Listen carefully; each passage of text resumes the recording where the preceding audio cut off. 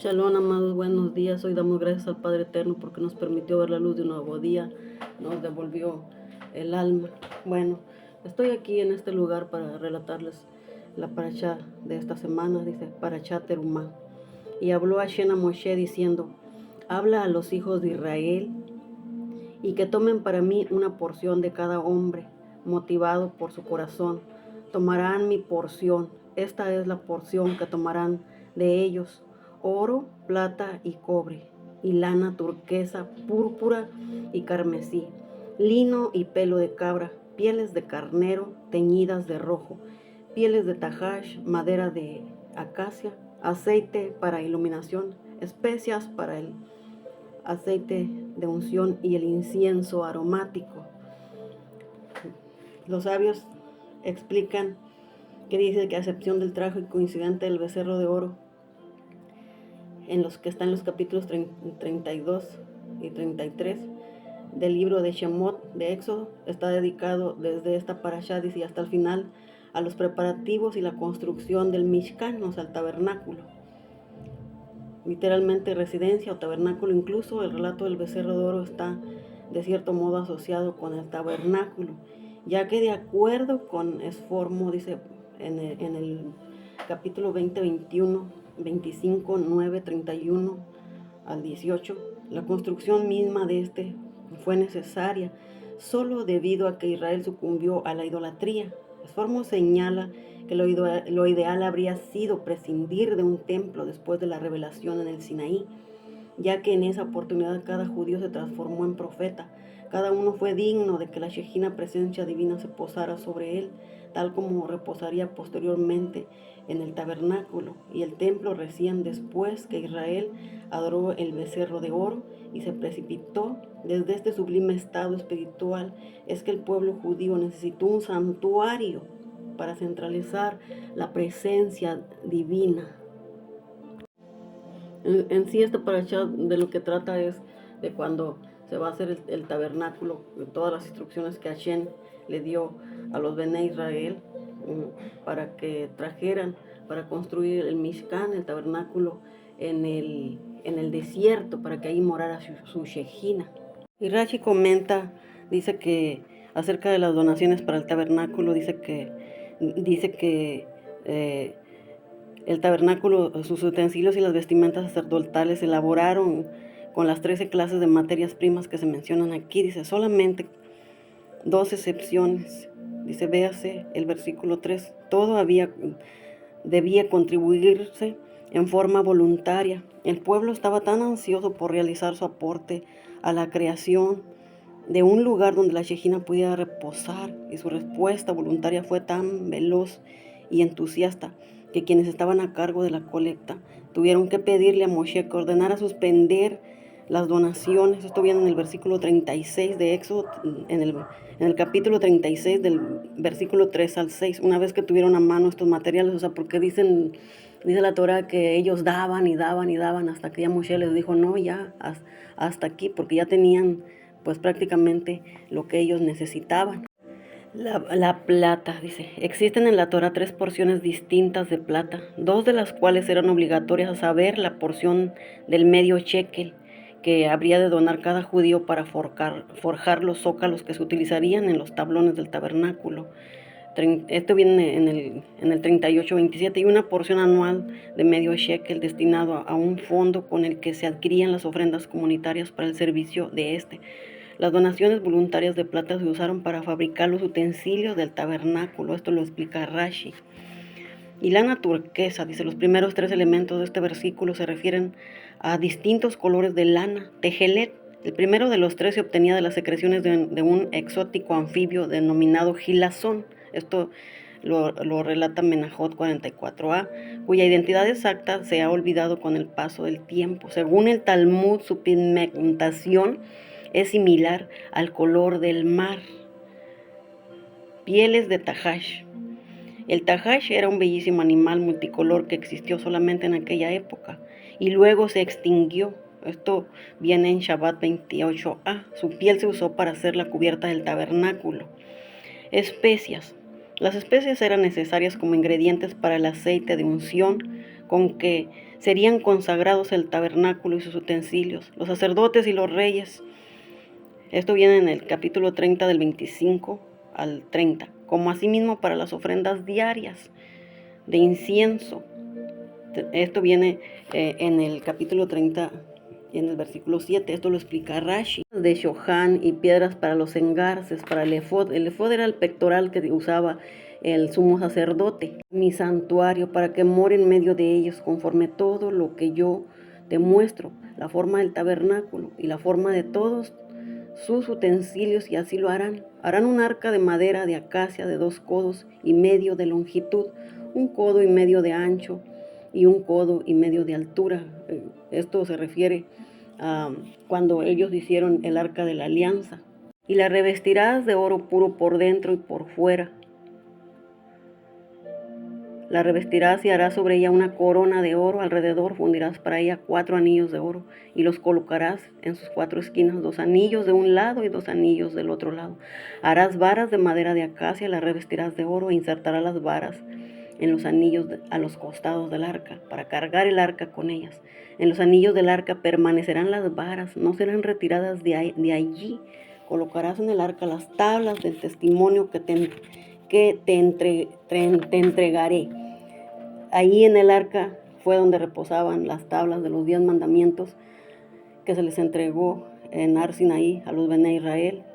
Y el arca pues era algo muy sagrado, nadie podía acercarse, nadie podía estar cerca más que los que la cargaban, que eran los levitas.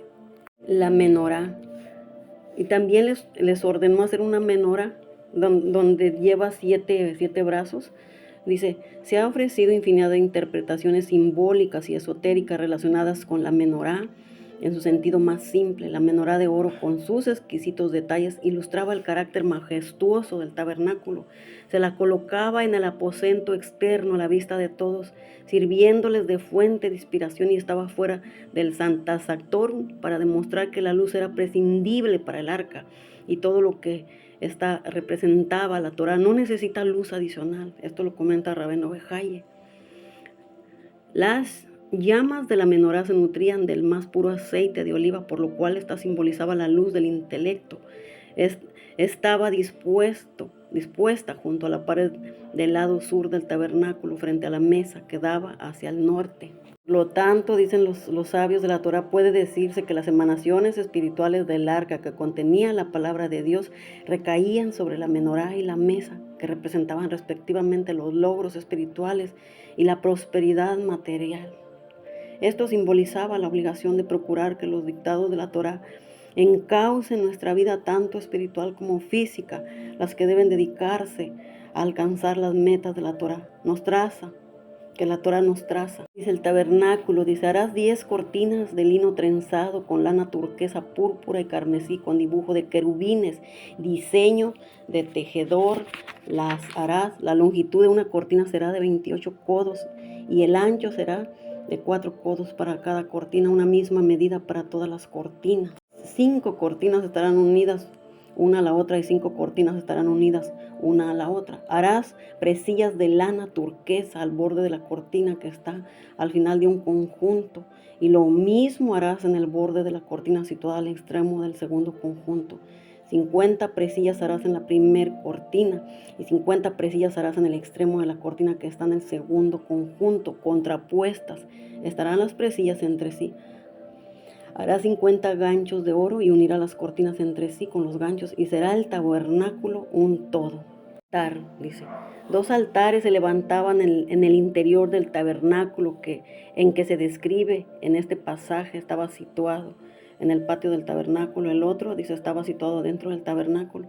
El altar, analizado en esta sección, al que se denominaba simplemente el altar Mizbeach, recibía 3 nombres, dice. Altar de la ofrenda de elevación, a causa de los sacrificios que se quemaban sobre él. Altar de cobre, debido a que estaba revestido de cobre. Altar externo, debido a que se encontraba fuera del tabernáculo. Ninguna ofrenda era válida, menos que por lo menos la parte esencial de su servicio, el uso ritual de la sangre, fuera realizada en el altar, debido a que la expiación de los pecados de Israel, que originalmente proveía el tabernáculo y más tarde el templo, dependía del altar. La función que éste desempeñaba en la vida nacional del pueblo judío era primordial. Y también habla del parojet, dice velo. El tabernáculo estaba dividido en 2 aposentos, Santa Sactorum, al que nadie puede ingresar. El Cohen Gadol en Yom Kippur, o sea que ese es el lugar santísimo, en donde nada más el sumo sacerdote, el Cohen Gadol, podía entrar.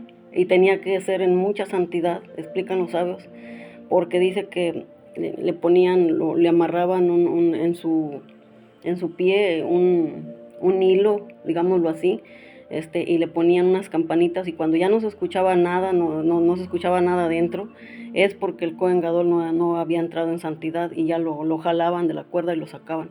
Por eso en ese lugar nadie podía entrar más que el sumo sacerdote, el Cohen Gadol, porque ahí mora la presencia divina. Como dice que nada más entraba en Yom Kippur, dice, y podía ingresar nada más el Cohen Gadol, que no se encontrara en estado de contaminación ritual siempre y cuando ingresara para realizar el servicio o para prosternarse allí.